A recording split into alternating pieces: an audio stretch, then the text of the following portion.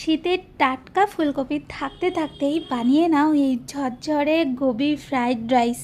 এটা দেখতে যতটা সুন্দর, খেতেও কিন্তু ভীষণ ভালো। আর এই রেসিপিটা যদি তোমাদের ভালো লাগে তাহলে অবশ্যই বানিও আর আমাকে কমেন্ট করে জানিও যে তোমাদের কেমন লাগলো। তো চলো দেখে নিই এই গোবি ফ্রাইড রাইস বানানোর জন্য আমাদের কী লাগছে। তো হ্যালো এভরিওয়ান, সবাই কেমন আছো? আমি ভীষণ ভালো আছি। আর আজকে আমি তোমাদের বানিয়ে দেখাবো ফুলকপি দিয়ে দারুণ একটা রেসিপি। তো প্রথমে আমি এখানে নিয়ে নিয়েছি একটা ফুলকপি। এরপর আমি ফুলকপিটাকে কেটে নেব। তো ফুলকপিটা যেহেতু ভীষণ বড় ছিল, তো এখানে আমি হাফ ফুলকপি নেব। আর ফুলকপিটাকে প্রথমে আমি হাত দিয়ে ভেঙে নিয়ে তারপর আমি ছুরির সাহায্যে ছোট ছোট করে কেটে নেব। এরপর আমি এইগুলোকে ভালো করে ধুয়ে তারপর 2 মিনিটের মতন একটু সেদ্ধ করে নেব। আর এই দিকে আমি একটা বোলের মধ্যে নিয়ে নিয়েছি রাইস।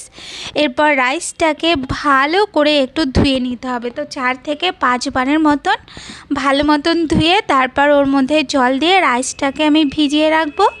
আর এই দিকে ফুলকপিটাকে মাখানোর জন্য একটা ব্যাটার রেডি করব। তো এখানে আমি নিয়ে নিয়েছি হাফ ময়দা আর নিয়ে নিয়েছি হাফ কর্নফ্লোর। তারপর ওর মধ্যে আদা রসুনের পেস্ট, পরিমাণ মতো লবণ দিয়ে দিয়েছি, লঙ্কার গুঁড়ো, আর এখানে আমি দিয়ে দিয়েছি একটু জিরে গুঁড়ো।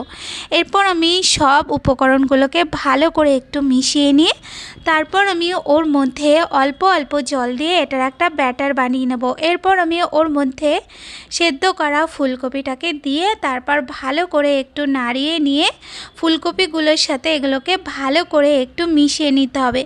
মেশানো হয়ে গেলে এরপর আমি এইদিকে রাইসটা বসাবো। তার জন্য এখানে জলের মধ্যে লবণ দিয়ে দিয়েছি। এরপর জলটা যখন ভালো মতন ফুটে উঠেছে তখন আমি ওর মধ্যে রাইস আর 1 চামচের মতন একটু তেল দিয়ে দিয়েছি। এখানে চাইলে তোমরা একটু লেবুর রসও দিয়ে দিতে পারো। এরপর নাড়িয়ে চাড়িয়ে রাইসটাকে হতে দেবো। আর এইদিকে কড়াইয়ের মধ্যে তেল দিয়ে যে ফুলকপিগুলোকে আমি মাখিয়ে রেখেছিলাম সেইগুলোকে আমি এইভাবে দিয়ে এগুলো পকোড়ার মতন করে একটু ভালো করে ভেজে নিতে হবে। একটা সাইড যখন ভালো মতন ভাজা হয়ে যাবে তখন এইগুলোকে উল্টিয়ে দিয়ে অপর সাইডটাও একটু ভালো করে ভেজে এরপর নামিয়ে নেব। এইভাবেই আমি সব পকোড়াগুলোকে ভালো করে ভেজে নেব। আর এই দিকে দেখো রাইসটাও প্রায় হয়ে এসছে।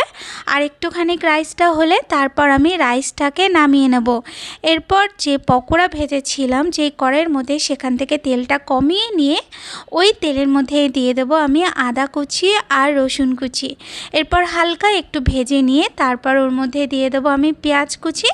এখানে একটা পেঁয়াজ দিয়েছি। এরপর পেঁয়াজটা নরম হওয়া পর্যন্ত ভালো করে একটু ভেজে নিতে হবে। পেঁয়াজটা ভাজা হয়ে গেলে এরপর আমি ওর মধ্যে দিয়ে দিচ্ছি ক্যাপসিকাম আর গাজর। এরপর এটাকেও ভালো মতন করে একটু ভেজে নেব।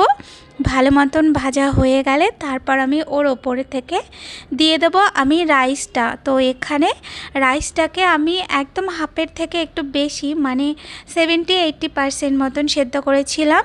এরপর রাইসটা দিয়ে ওর ওপর থেকে একটু ভিনেগার আর দিয়ে দেবো 1 চামচের মতন একটু সয়া সস। এরপর ওর মধ্যে পরিমাণ মতো লবণ দিয়ে দেবো, সামান্য একটু চিনি দিয়ে দেবো, গোলমরিচের গুঁড়ো আর দিয়ে দেবো একটু গুঁড়ো গরম মশলা। তারপর ভালো করে সব কিছুকে হালকা হাতে একটু নাড়িয়ে নিতে হবে। নাড়ানো হয়ে গেলে তারপর ওর ওপর থেকে ভেজে রাখা যে ফুলকপিটা ছিল সেটা আমি ওর মধ্যে দিয়ে আবার 1 থেকে 2 মিনিটের মতন একটু নাড়িয়ে নেব।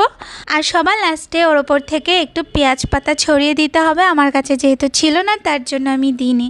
তো এই যে দেখো আমাদের ফুলকপির ফ্রাইড রাইস একদম রেডি। এটা তোমরা চিকেন অথবা পনিরের সাথে খেতে পারো। তো দেখো এটা দেখতে কতটা সুন্দর হয়েছে, খেতেও কিন্তু অসাধারণ হয়েছে। তো তোমরা কিন্তু অবশ্যই বানিও আর আমাকে কমেন্ট করে জানিও যে তোমাদের কেমন লাগলো।